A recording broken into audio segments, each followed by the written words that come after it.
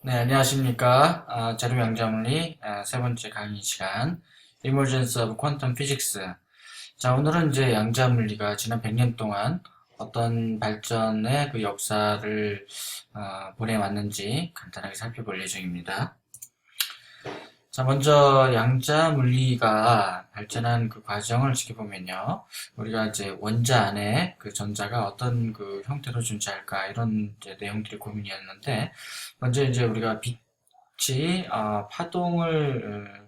그 파동의 특징을 보여주는데, 또한 이제 그 알갱이의 특징을 동시에 보여주는 그러한 모습을 보였고, 저는 이제 양자 물리가 발전한 그 역사 과정에서 과연 우리가 다루는 그 양자의 알갱이가 과연 파동의 특성을 더 갖고 있는지 또는 입자의 특성을 더 갖고 있는지 그런 이제 논쟁이 좀 있었고요.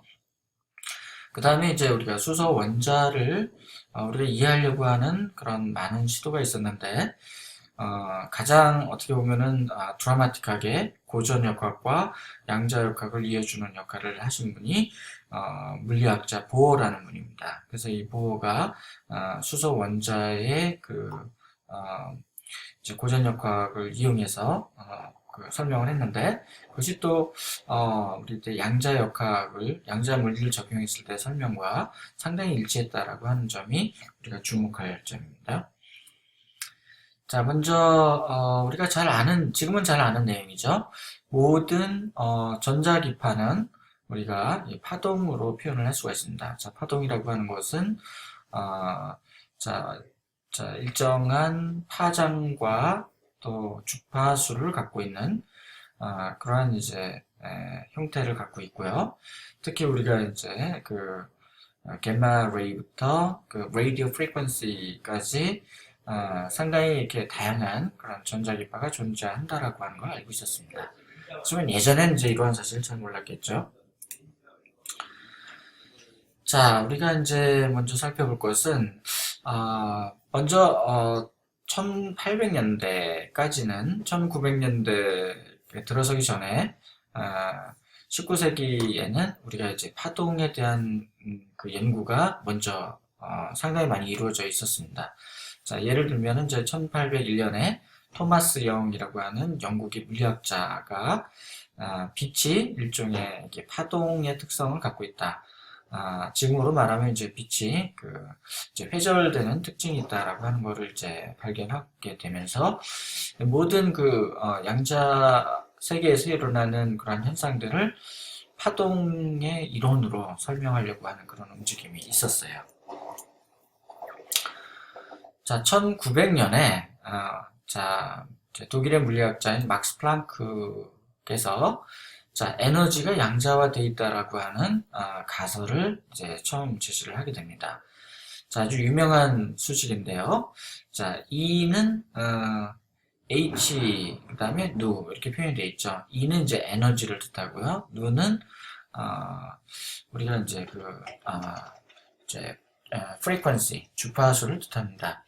자, 여기서 그 에너지가 자, H라고 하는 거는 이제 플랑크 상수인데요.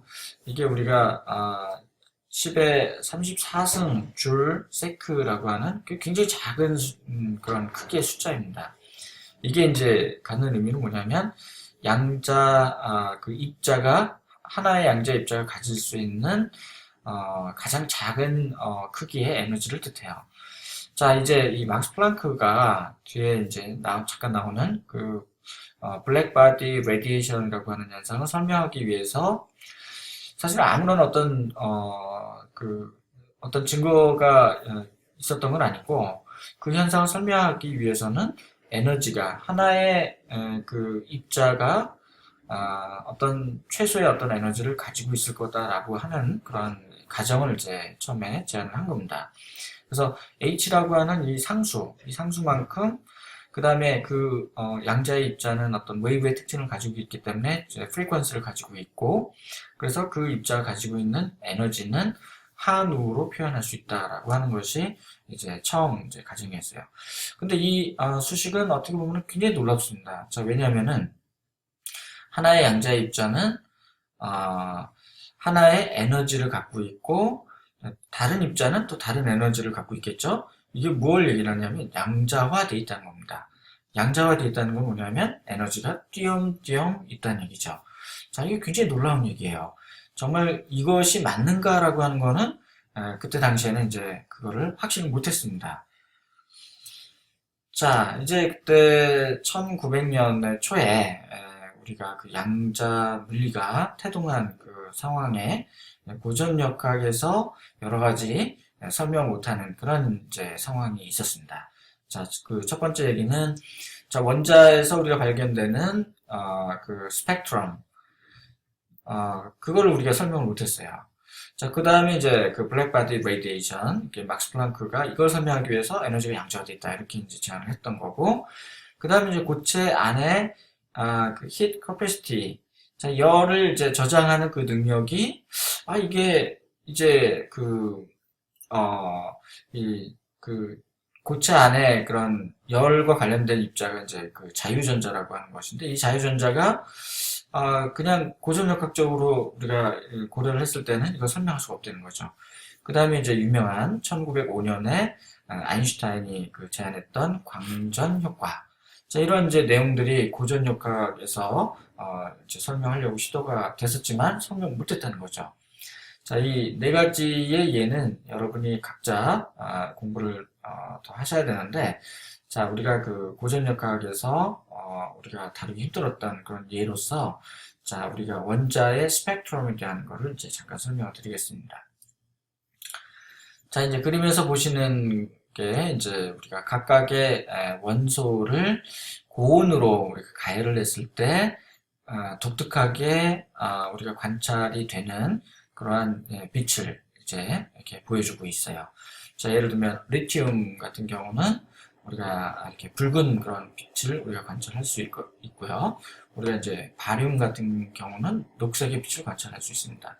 자, 어떤 색깔을, 어떤 컬러를 가지고 있다는 얘기는 어떤 특정한 프리퀀시를 가지고 있다는 얘기고, 자, 그 프리퀀시에 해당되는 그러한 에너지에 해당되는 전자가 각각의 원소로부터 방출이 됐기 때문에 그것이 우리가 눈으로 이렇게 컬러로 볼 수가 있는 겁니다. 자, 이런 이제 관찰이 뭘 뜻하냐면, 자, 원자를 구성하고 있는 전자가 어떤 특정한 에너지의 묶음으로 돼 있지 않았을까? 이런 것이 가능한 거죠. 자, 이러한 그 내용은 고전역학으로는 전혀 설명할 수가 없는 겁니다. 자, 좀 더 자세히 보면요. 우리가 지금은 잘 아는 거지만, 자, 어떤 원소를 우리가 아주 높은 농도로 가열을 하게 되면 우리가 거기에서 각각의 에너지 준위로부터 방출되는 전자에 해당되는 그러한 그 프리퀀시에 해당되는 그러한 빛을 우리가 관찰할 수가 있습니다.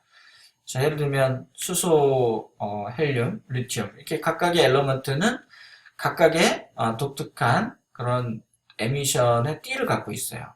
자, 이것이 만약에 그 연속적인 에너지를 갖고 있었다면 이러한 띠는 우리가 설명을 할 수가 없는 겁니다. 자, 지금 우리가 잘 알고 있죠? 이것이 양자화되어 있기 때문에 우리가 이렇게 독특한 그런 띠를 관찰할 수 있다라고 하는 겁니다.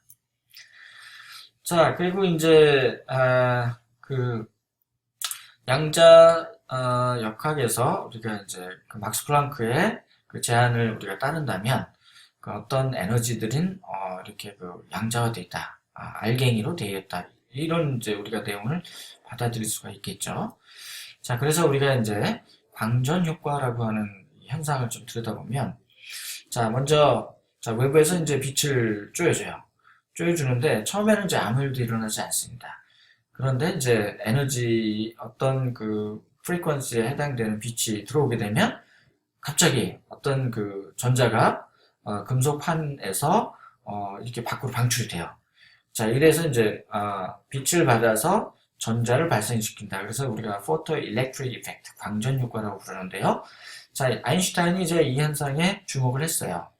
자, 우리가 이제 밖에서 들어오는 빛은 일종의 그 에너지, 가열을 하는 것과 똑같은 효과라고 본다면 금속에 있던 그 전자가 어느 특정한 에너지 그 레벨을 이렇게 그 익사이트가 되면은 어떤 이렇게 그 금속을 탈출해서 밖으로 방출이 될 수가 있다는 거죠.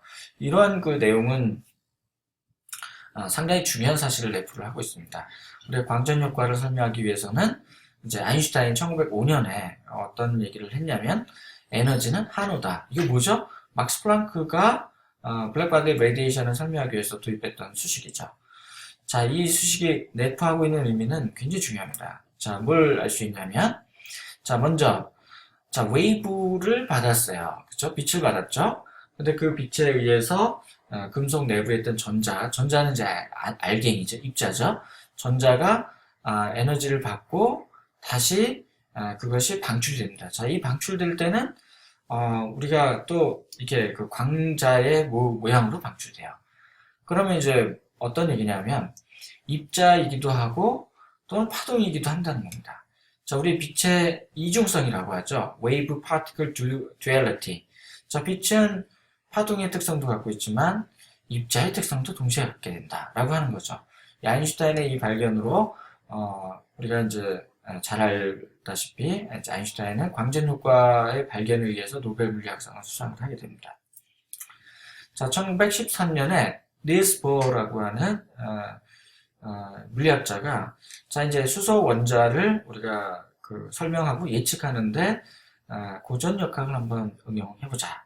그리고 아까 앞에서 보셨던 것처럼 수소 원자의 그 독특한 스펙트럼, 에미션 스펙트럼을 설명해보자라고 하는 그런 이제 시도를 했습니다. 자, 물론 고전역학이에요. 자, 수소 원자 안에 있던 양성자와 그 다음에 수소가 갖고 있었던 하나의 전자는 이제 네거티브 차지를 갖고 있죠. 두 입자 사이에 이렇게 그 인력이 작용하는데, 자, 이 전자가 원자핵 주변을 계속 움직이면서 그 원자핵으로 끌려가지가 않아요. 그 얘기는 뭐냐면 전자는 계속해서 운동하고 있다는 얘기고, 그것이 이렇게 마치 그 태양 주변을 지구가 돌듯이 고전역학적인 관점이죠. 그렇게 이제 회전을 하고 있다면 그때 이제 가능한 에너지를 구한 겁니다. 자, 우리가 이제 그 결과는 아주 간단해요. 에너지는 자, 어떤 상수가 있고 거기에 n이라고 하는 어떤 상수예요. 자, 이 수식이 의미하는 말은 뭐냐면 에너지가 양자화되어 있다는 얘기입니다. 여기서 n은 자연수입니다. 1, 2, 3, 4 이런 이제 자연수니까 거기에 해당되는 그 조건에 해당되는 에너지만 가질 수가 있다는 얘기죠.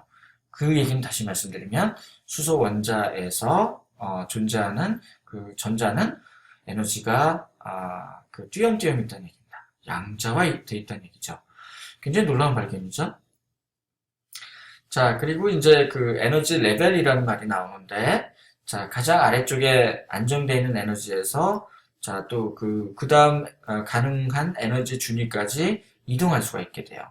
그 외부에서 에너지를 받게 되면 그건 이제 에너지 흡수, 업섭션이라고 부르고, 위에 있던 전자가 아래에 더 안정한 상태로 내려오면서 어떤 에너지를 방출하게 될 때는 우리가 그건 에미션이라고 부릅니다. 그 에너지 사이의 이동은 우리가 그 에너지의 차이만큼 알 수가 있게 되겠죠.